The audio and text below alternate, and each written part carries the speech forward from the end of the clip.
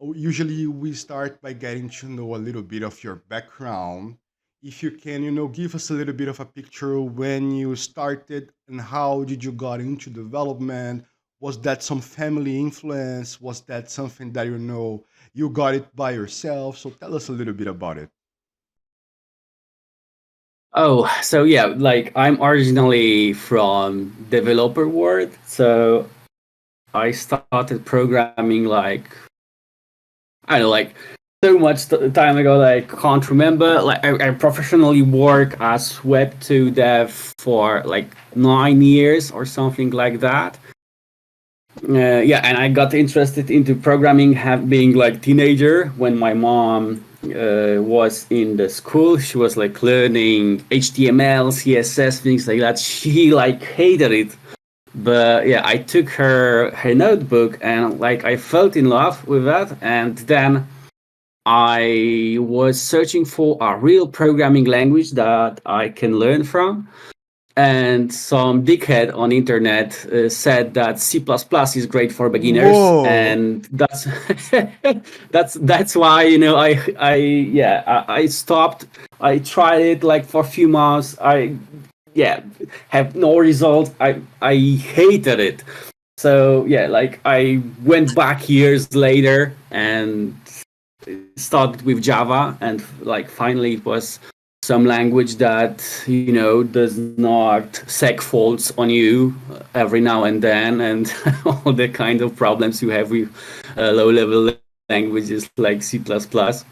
So yeah, this is like how I started. I initially was meant to be an English teacher, but during my studies I was like really hard into programming. So more or less the same time when I started computer science studies, I started job. So actually, yeah, and it was like huge mistake. And my friend said that if you are already in the space, don't do studies. I said that I will do it, and it was like great mistake for me because in the meantime I was also playing on weddings, playing concerts with my band, and everything. It was like really hard to manage, but yeah, somehow I managed to do it. And this is like how I started with Web 2 programming, and then yeah, it like lasted 4 years. Yeah, I'm doing like very niche kind of programming, which is enterprise application integration. You've probably never heard of it, but it just like transforming and transferring data between ETL? systems, exposing APIs, like ETL also partly. I'm not like really into like huge data chunks like extracting transformation and load. Like enterprise application integration is more about like efficiently moving small messages, but like huge amount of small messages. Amazing, bro. So some Yeah, sort but of it streaming. somehow similar. Yeah, you can think of it as streaming, data streaming, something like that. And this is crazy Yeah. because starting development from your mom books, like what caught your attention on HTML? I know it's really interesting to approach that, but for me was more like because I was using the internet, so I was seeing all these websites. I'm like, how do I make one of these? What caught your attention in there? So yeah, I remember that she had like some HTML tags, and I just and description how to write a web page. So I just went to the computer, just opened the notepad, wrote some HTML tags, and boom, like the web page was there, and I wrote something, and the screen changed. I switched colors and everything. It was huge. Like then for me, I felt in love with it. Amazing, man. And before we get into the whole, Web3 and Ethereum, right now you're working on Rich, leading Black Panda, and you guys are doing an amazing job. What is your experience leading people comes from? I mean, you're really good at this. Like, first of all, you're being too kind. But I'm like people person, so I try to like work with other people like all my life. I just love working with others, so it was like easy for me here. And like there are like I think two kinds of leaders. One are those that are just leading and just making orders for order to execute, and there are just leaders which are part of the team and are helping out others. And I'm not saying that like either of them is better or worse. It just I'm like the second kind. I'm like more of a team player. So yeah, I try to be a part of the team, not only someone who orders everyone what to do. Amazing, amazing. Now let's talk a little bit about the fun stuff. How did you got into Ethereum, crypto? What is the backstory there? So I remember like first time I heard about crypto, it was Bitcoin when it was under $1. The biggest mistake of my life. And then 2017, my friend worked. He was in a company that built, maybe not built, but they were operating Ethereum nodes. And he said, "Okay, yeah, I have like great idea, $100 for a mining rig, and it pays for itself in 2 years."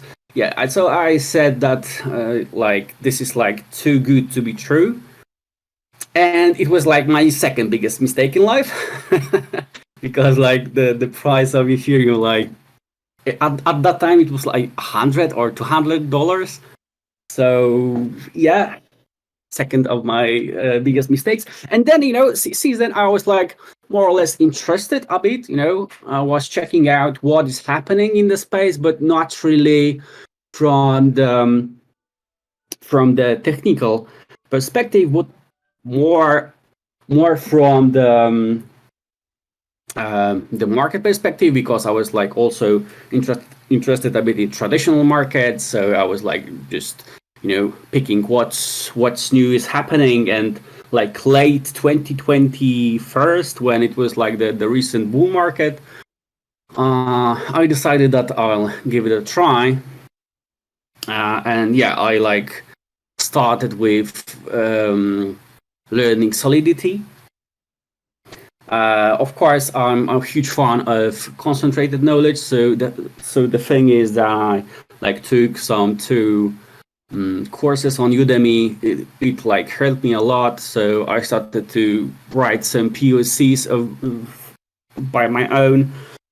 And then on this like Polish channel Web3 Dev Poland, someone like asked, like put their smart contract and said, "Hey, can you find any bugs here or anything, because we are trying to like put it on chain." And actually I found one bug which allowed anyone to steal like ENS like avatars Wow. from anyone. So yeah, that way I started to contribute to this project. The project is called audits.xyz.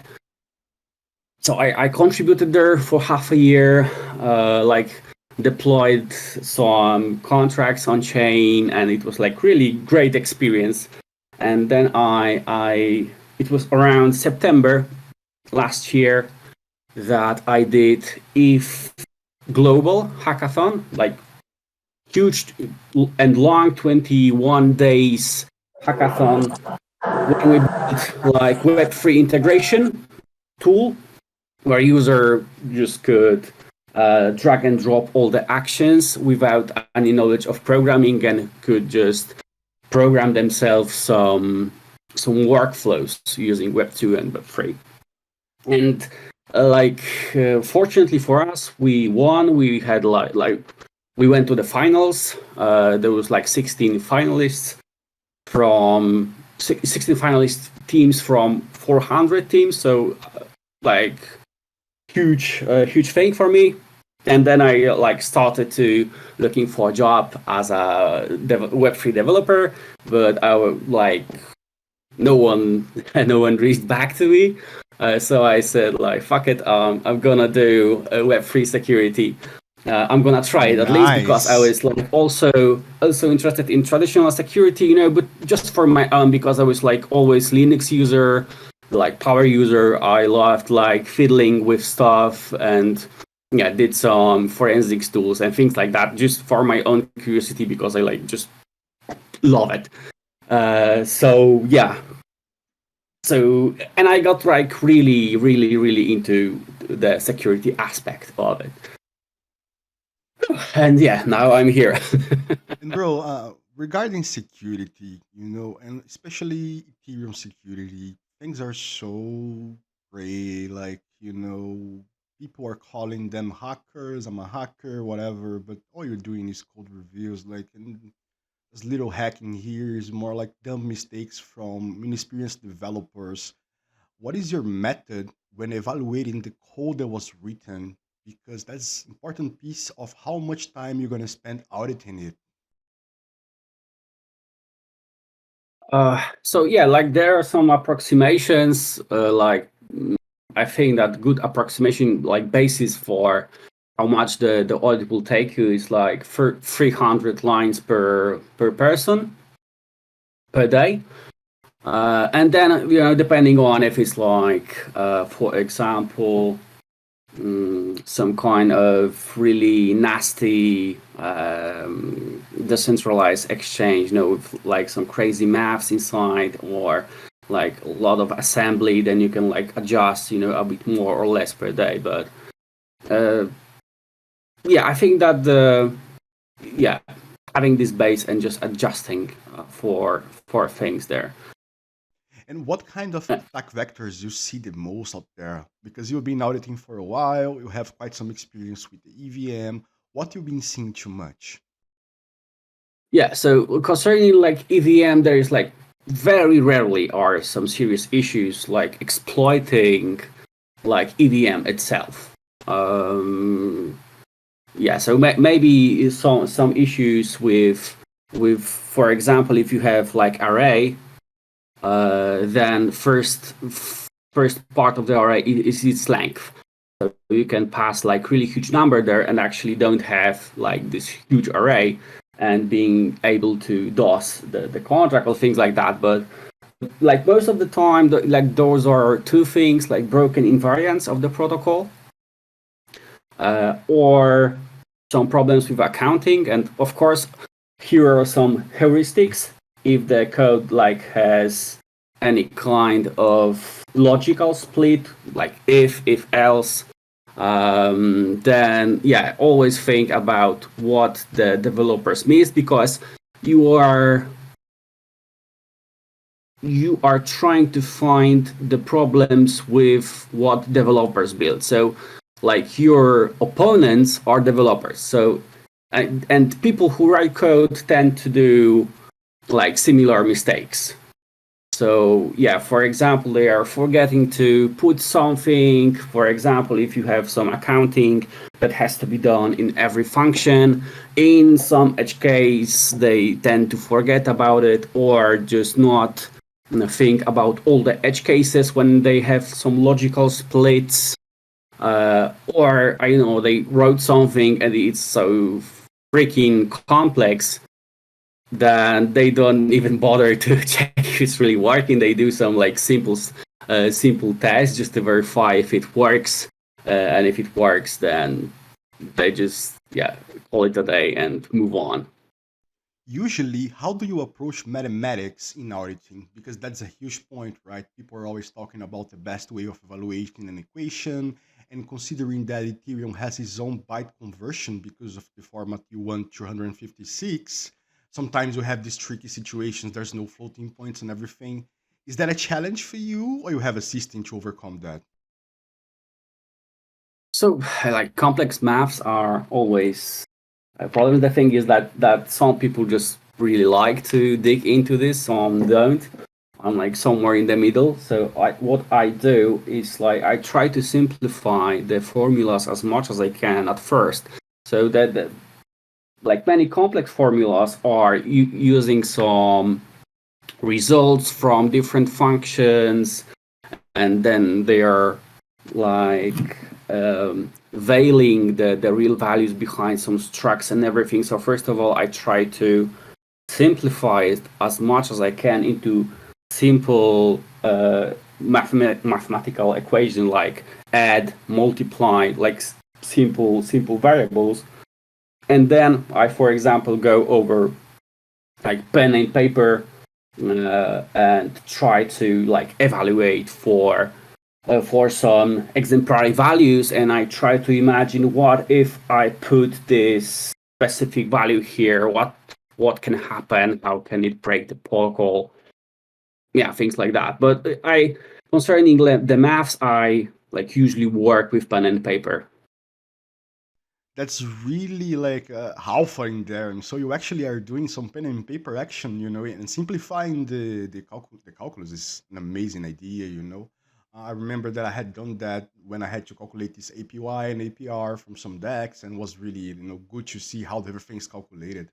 Um, Bro, when auditing, what frustrates you? And I'm gonna tell you what frustrates me, so it's a bit clear. Like, something that is really hard for me is whenever I need to deal with really large code bases, and I know that everybody will say, okay, this is hard for everyone, but for me, I really like to have the visual flow, of the contracts. So usually when you do like Solidity Visual Editor on VS Code, you get the whole thing. For me, it becomes super tricky to map a whole flow and do the state machine and everything. What about you? What frustrates you regarding to auditing? uh, on the like example of one of the recent audits I did, I hate when the code base has so many low-hanging fruit issues that you cannot focus on the real issues. Because, like, for example, if you find like 10 criticals, 5 highs, like 20 mediums, so, and yeah, you are spending more time to write the report on them than to really like dip into the code. And what is the probability that you found like all the issues? Like I think that it's like really low. So you probably miss something because you have to spend so much time just going through so much obvious issues. Like concerning big code bases, I don't mind them. Of course, they are somehow problematic. They just take so much time to understand. But maybe because I've like written so much code in my life, then I finally get there. Go to the understanding of the system, and definitely like I am visual learner, because like there are 3 types. Some people like learn best when they see something. Some people learn best when they hear something or do something like by themselves, like physically. I'm visual, so I graph out things. So I try to use Surya for that, which is like also in this Visual Code Solidity visual developer or something like that, this extension. But yeah, definitely if you have like more advanced code, it like, or the bigger code, the amount of issues and connections between different functions is like overwhelming, and it also does not show state machines. So I usually do it myself, but this is actually stupid. Like kind of stupid, because first of all, it's like very repetitive task. You like every new code base, you have to do it like yourself, and it's like really easy to automate. So I started to build this tool called SCGPT. Unfortunately, don't have much time on it. But the thing is that, like, imagine what Surya does right now. But you have like complete web page when you can like filter out just the interactions that you are interested in, or just filter out the state variables you are interested in, and like everything is done automatically, just the way that Surya does it. It's not that hard to do. Like, it's easy, but it's really time consuming to do something like that. Because first of all, you have to parse the smart contracts to AST tree, then get all the useful things from there, and only then you can having this structure, you can build front end, and also like front end takes a lot of time to do, and like too much for one person, and I'm like super busy lately, so I would really love to do it, because in the long run it will help me and other auditors so much.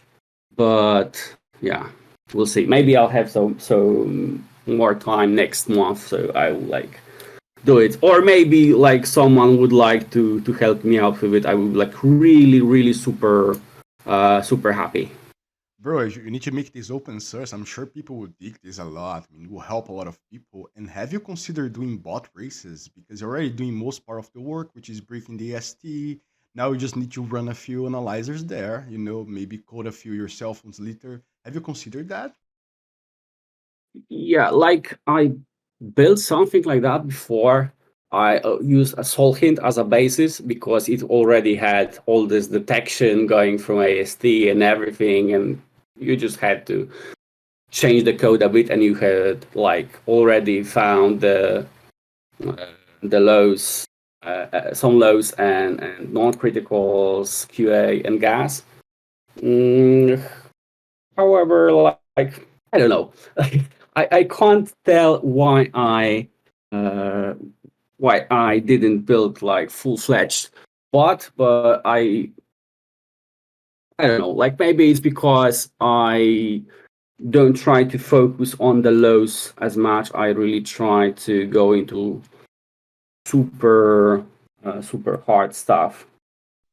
Awesome. Let's talk a little bit about that. What is your strategy when approaching why you select the bigger payouts? Because maybe you could stack the smaller ones faster. What makes you choose that path?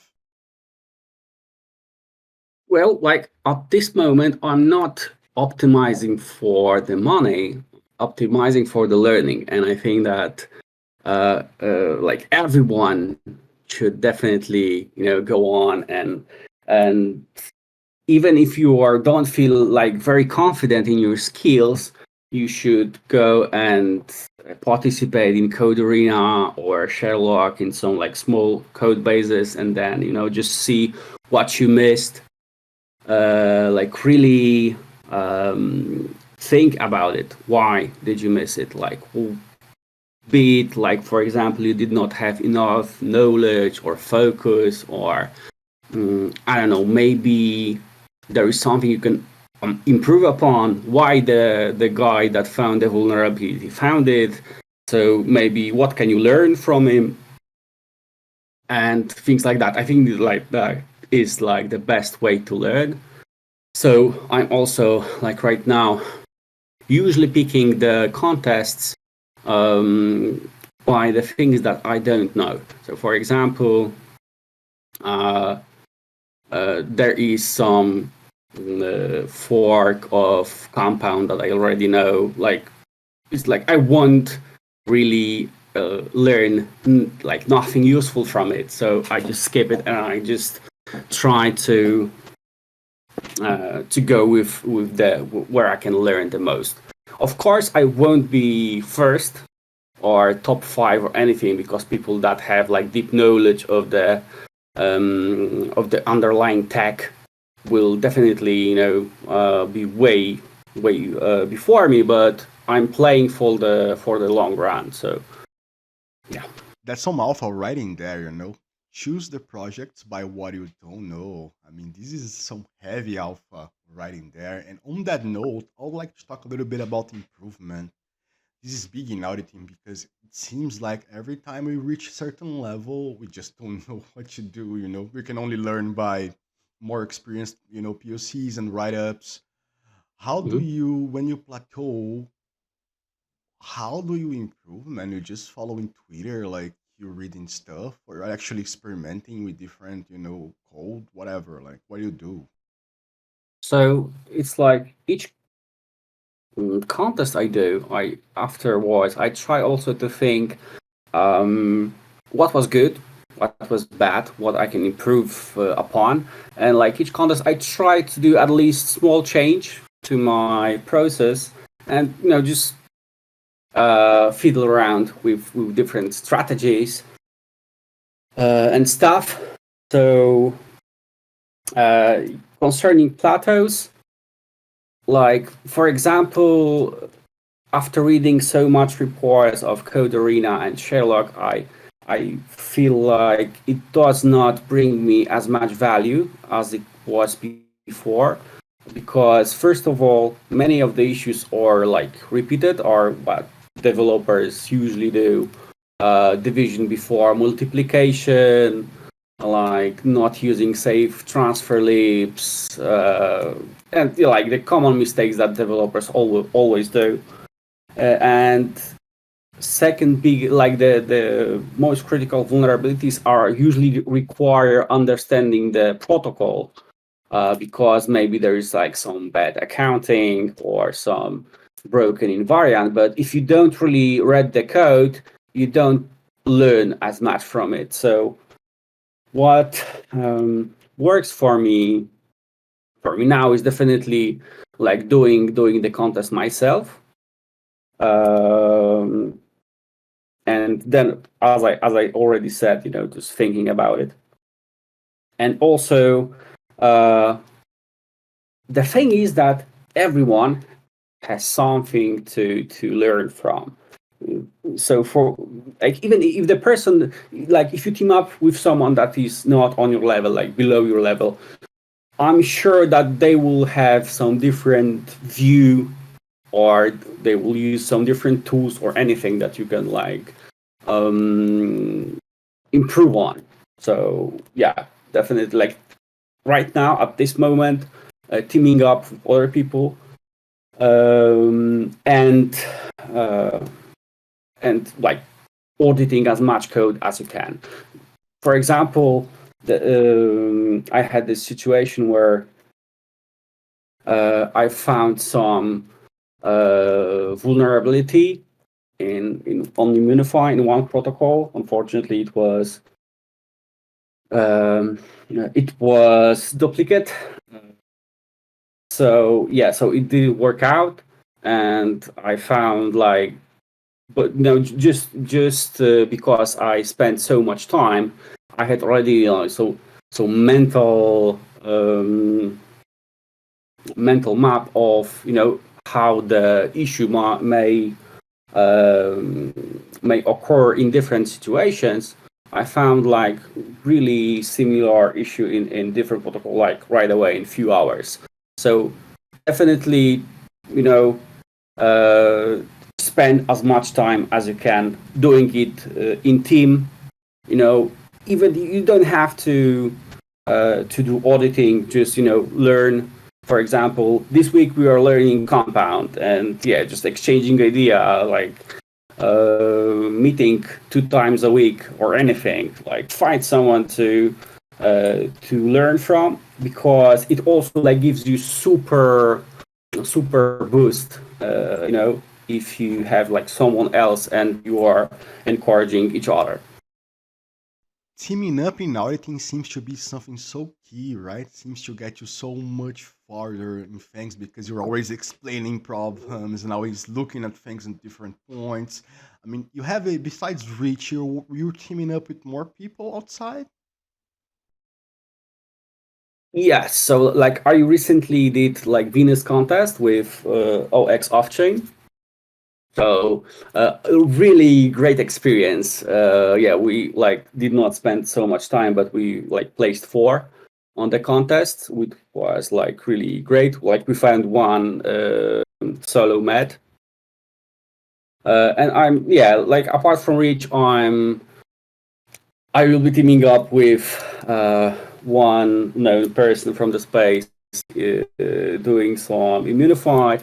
I'm also part of the red team at Secor. We are right now doing audit for one of the big decentralized infrastructure providers. So yeah, I Very try nice. to audit with others as much as I can right now. Very nice, very nice. And bro, regarding testing, what is your approach to testing today? I know we have, variant testing, fuzzling, but you usually rewrite the tests when you're gonna audit, or depends on what you're looking at? I tried to rewrite tests from hot to Forge once, and it was like stupid idea because I spent so much time just trying to like catch, why my tests are not working, just to find out that there's like deep inside some hidden logic inside the hot hat setup scripts that I did not know about. So I would not try to rewrite everything from scratch. Just do whatever you have. So if you have a project using hot, use hot. If they are using Foundry, like even better, because like Foundry is by far the best solution right now. I still believe we are not where we should be. For example, I'm really missing some good debugger. For example, in Foundry, of course, you have debugger, but the debugger works on EVM opcodes. And sorry, but I'm like used to debugger, working on the same level as the language you are writing in. So too much of a mental shift, and I don't want to see, for example, what things are on stack memory and storage. I want to see what my variables at the moment are, and even maybe like modify them, which like you can do with any normal programming language. So I'm like really missing out on this. But I've heard that Nomic Foundation is working on that, this special EVM that will be able to work as a debugger. So hopefully sometime from now we'll have that. Because, for example, I don't know if you know the guy who built the Quake 3, Mr. Cormac, I believe. Yes. I read, I heard one interview with him, and he said that when he was building the games himself years ago, he always like had debug on, and he debugged even working code just to see if something is off. And I would really love to have like the same possibility. If, for example, you are going through the test, you are starting your debugger, and you are just looking how the values are changing, because you can miss so much things if you are just verifying what the state was before and after, and maybe in the middle there is like something sneaky that under certain circumstances may blew up. Amazing, buddy. And let's talk a little bit about Twitter. Today seems like for auditors, marketing is something quite important. People are getting a lot of private audits, and everybody's kind of looking into that. Are you doing private audits, and you have any marketing strategy for Twitter?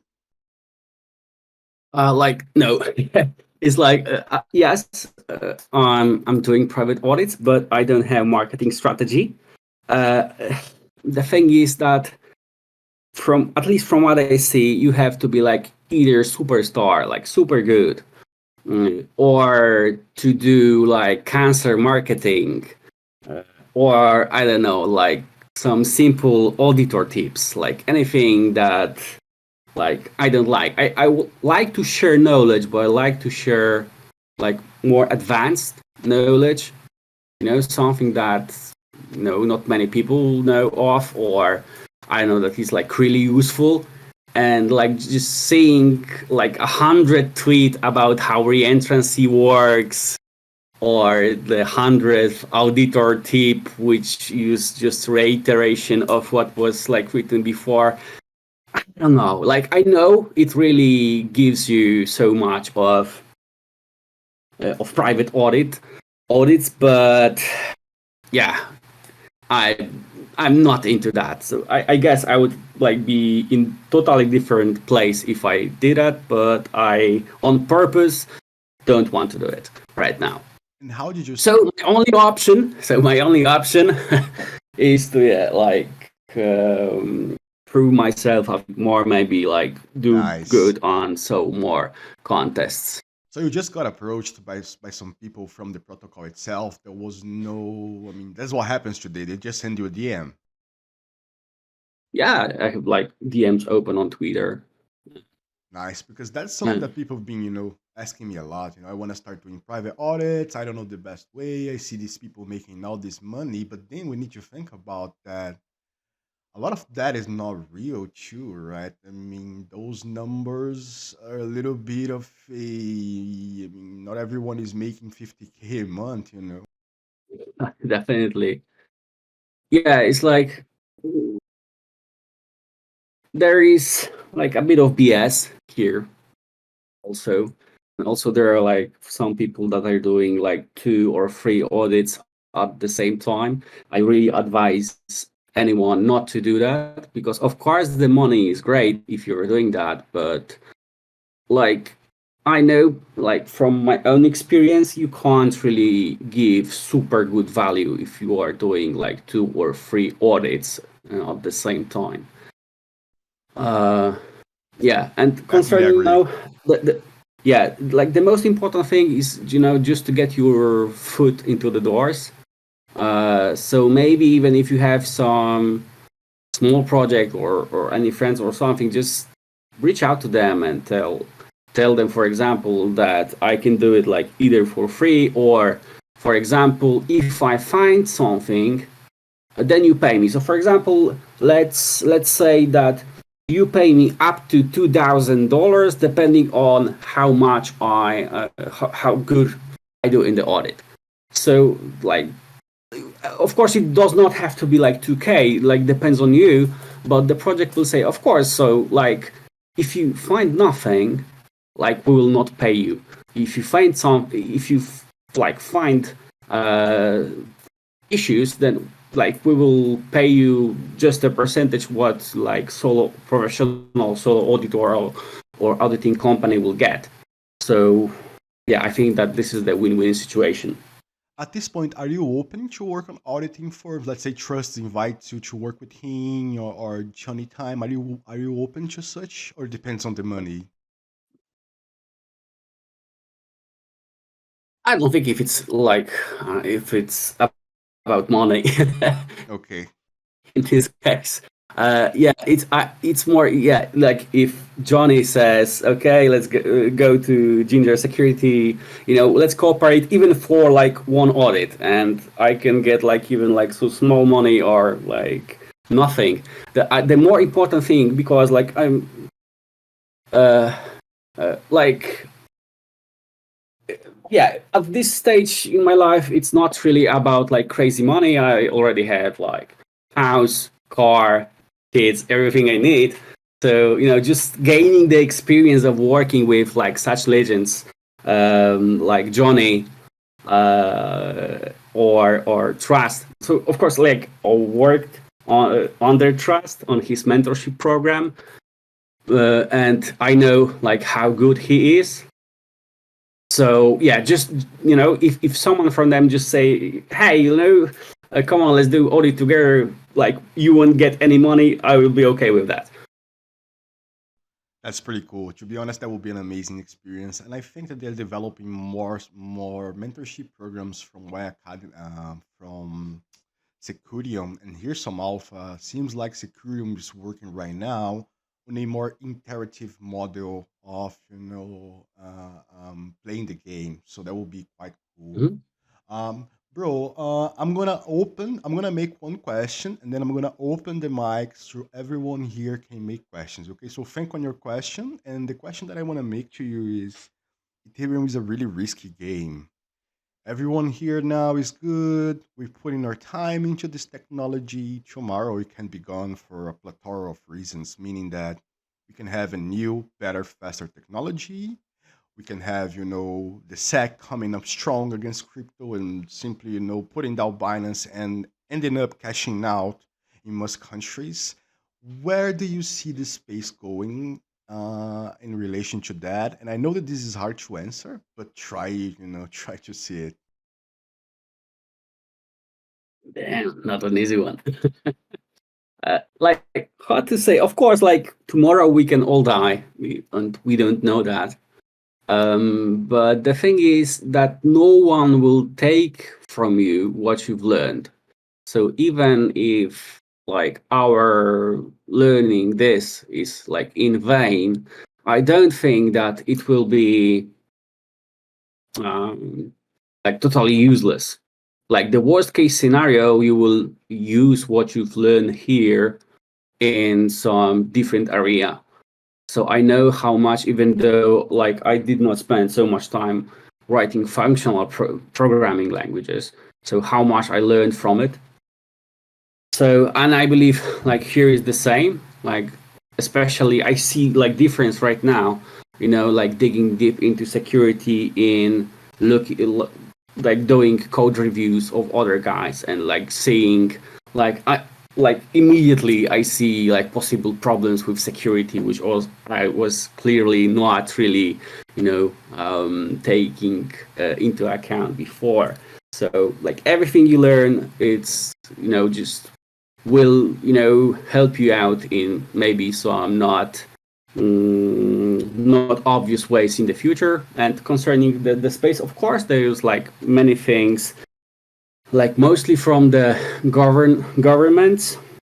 We do not know what they are planning and what they will do.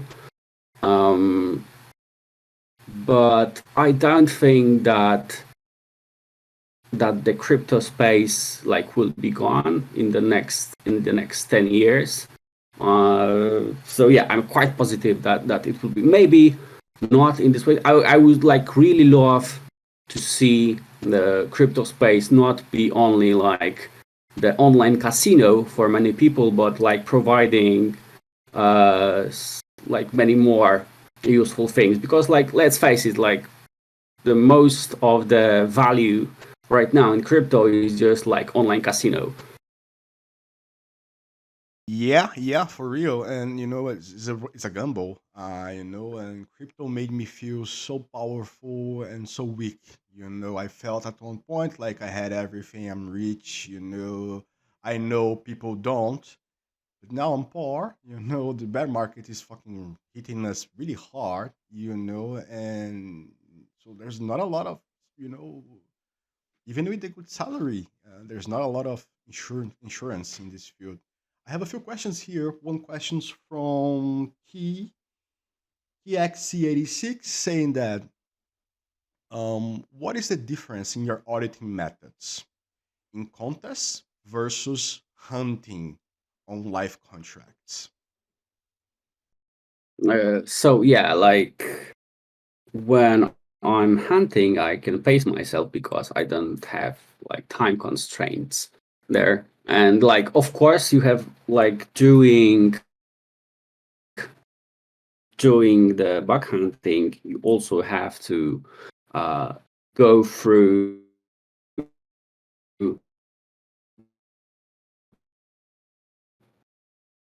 the stuff. Like, I think that this is the biggest difference because I can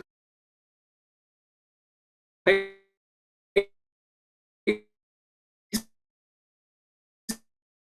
myself, and so most of the time I try to understand the underlying technology. However, like of course, like I started to feel with some heuristics and focusing only on them.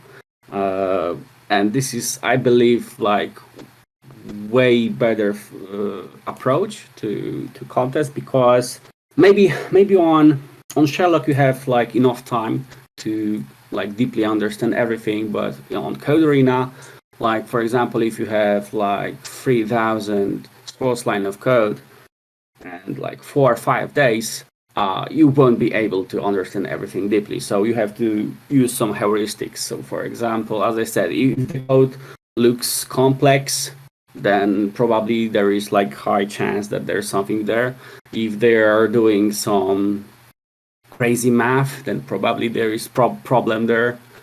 Yeah, if you have like some function that adds something to the protocol, for example, some deposit, like make sure that the opposite function, like for example, withdraw, like reverts the state, and think about when can the state may not be reverted to the previous value. Just like simple things like that are changing between one and then the second. Amazing, buddy. Awesome answer. I have another question here, which is, can you spill some alpha from the trust mentorship, like some techniques, things that you didn't knew before?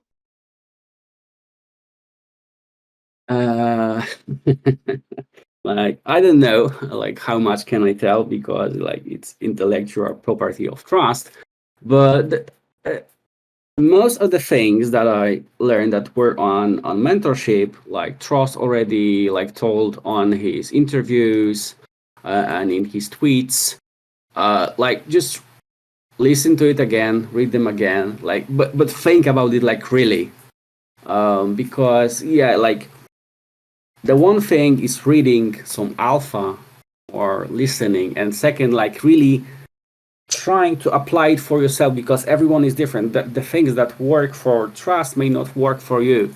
Um, so yeah, if you hear some alpha, like write it down, and next time you're doing audit, try it.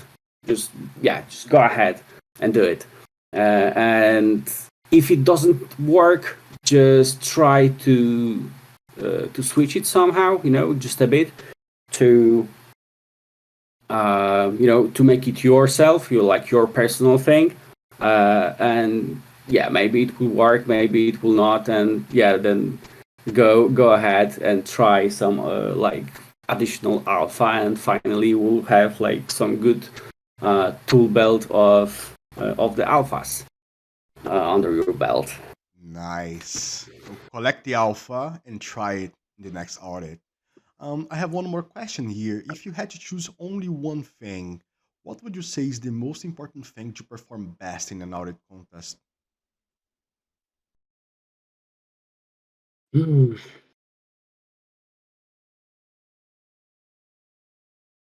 One thing to perform, but I don't think that I fully understand the question. um, One thing to do best in Yeah, the maybe he's thinking on one specific mental mode. Like, would you be focusing on one function? Would you be going fast to the protocol? Let's first explain it. Anybody want to open their mics and make a question? So yeah, I would like uh, uh, optimize for learning. If because the thing is, if you are like beginner to intermediate, there is like something to learn. If you are advanced, you already have your favorite, tools and heuristics to use. Like, but especially for contests, you have to like optimize for the heuristics, as I mentioned before, the things that have like the biggest potential to have bugs inside. Amazing, makes total sense. I think you guys don't want to talk. Everybody's shy today. Let's see if we have more questions. Bro, while that's happening, let's talk a little bit about what you do for fun. I know you love music. Yeah, like yeah, I play like crazy. Like I there was like around 10 years ago, I was playing few concerts a month, and apart from that, I was like playing on weddings. I was master of ceremonies on weddings. So like for quite a few years, my life was revolving around the music. But like recently, it's not the case. Like two kids, like At this moment, my kids play guitar more than I do. Yeah, but at the time, Nice. I was like really playing guitar, drums like crazy. I spent like whole days on it. And actually, I have like one anecdote here because I've heard it so many times. I was like spending 4, 5, 6 hours a day playing guitar, and I was constantly hearing from everyone, "Oh, you have a talent. I wish that I had this talent." And I was always saying, like, no, it's not talent. I just like work crazy amount of time on it. And the same thing is right now with auditing. It's not that I'm like super or anything. I'm just spending huge amount of time on it. Yes, auditing is a martial art. It's time invested. I have more questions. One question from Scroll: do you experience burnouts? And how do you handle them? I had one burnout until now. So what I did is like I watched anime, some anime for like three Nice. weeks. I think I watched whole Boruto. Yeah,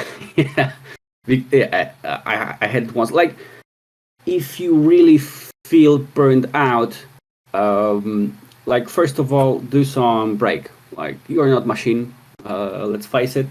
And then think about if you know give yourself some rest. Think about what can you do to improve, like to for it to not happen again. So maybe your approach is not really fulfilling. So because there is this proverb I believe that is saying like who has most fun wins.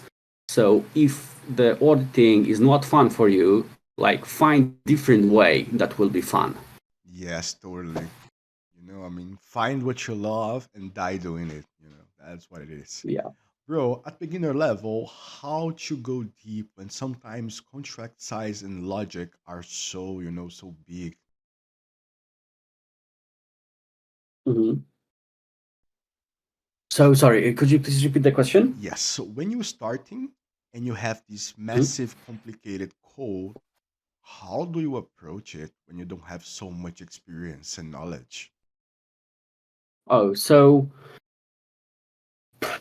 it differs like from time to time. As I said, I'm experimenting with different approaches, but I always start with documentation because like the chance that documentation is wrong and code is good, it's like really minimal. So usually the documentation is okay because people that design the protocol write them, and then developers try to code it, what the people ask them to do, and probably there are more errors than in documentation. So first of all, I try to get like high level view of the system, and there are like different approaches. So either you start with like Tincho from the smallest contracts or from the biggest ones, or you are identifying the core contract, because usually there is like one or two core contracts in the protocol, and you are starting from them, and like more or less from then you understand how the protocol works.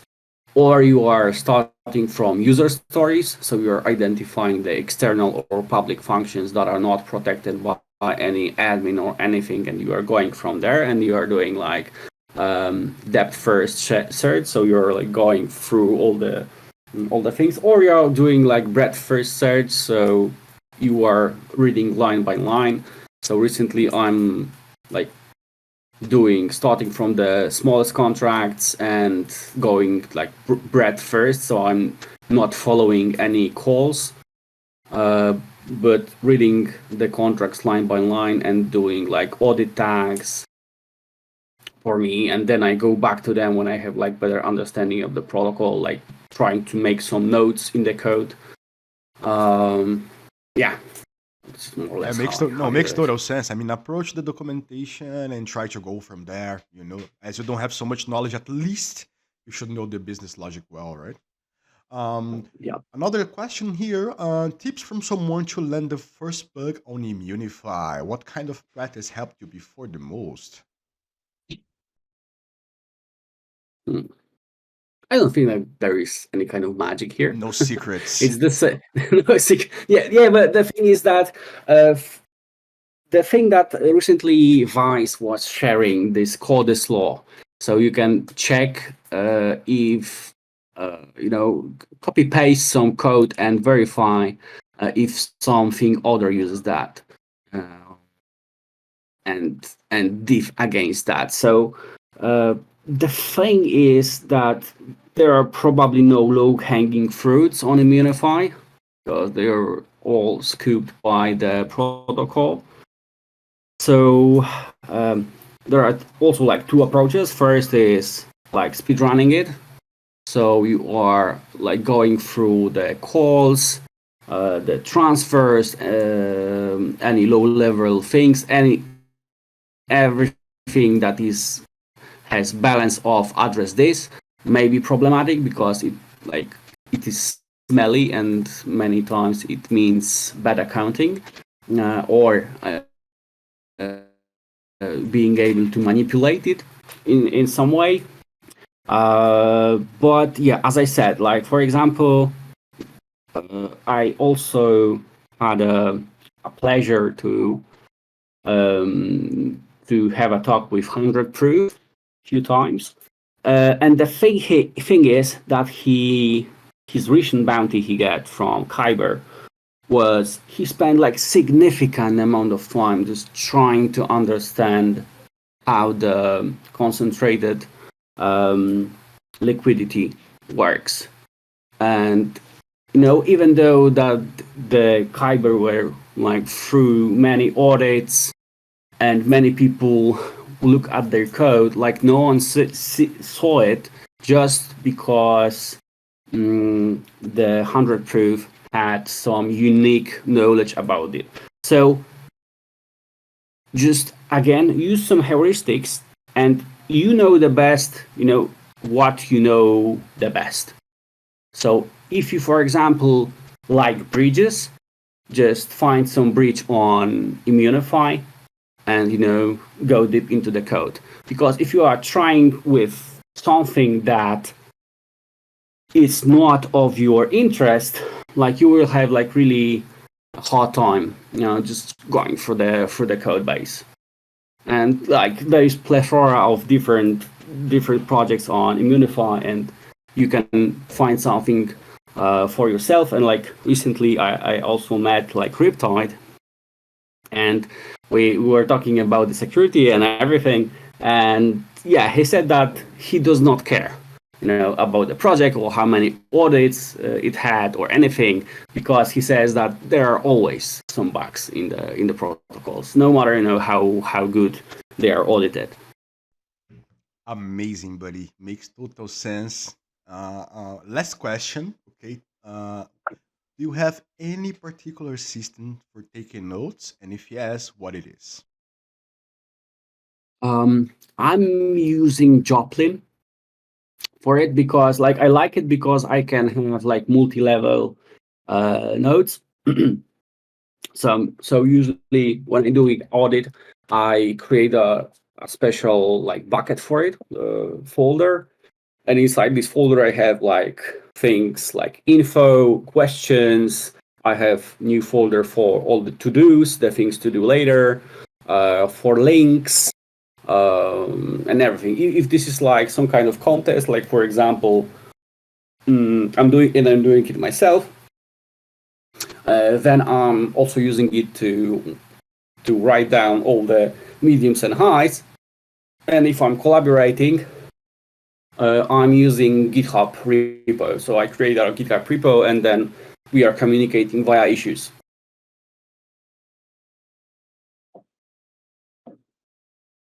Okay, bro. I mean, this is it. Thank you so much. There was a lot of knowledge. Thank you. Really a lot of alpha. I'm really glad, and yes, I mean, you're gonna be in the top names pretty soon. I'm quite sure of that. Do you have any closing thoughts? Any message you wanna leave to people that will hear to this in the future? Yeah, like definitely it's not a sprint, it's a long run.